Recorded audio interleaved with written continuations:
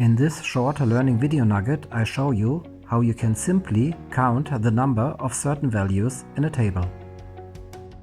To make this example visible and tangible, I copied 4 of the departments out of the list.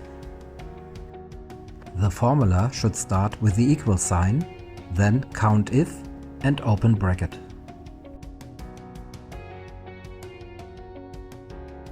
Now I choose the column that shows all of our departments.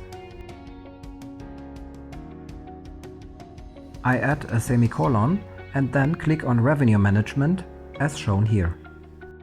I close the formula with a bracket. To make the formula now work for the other values that I'm looking for, I have to fix the first value in the formula. Therefore, I use the $sign.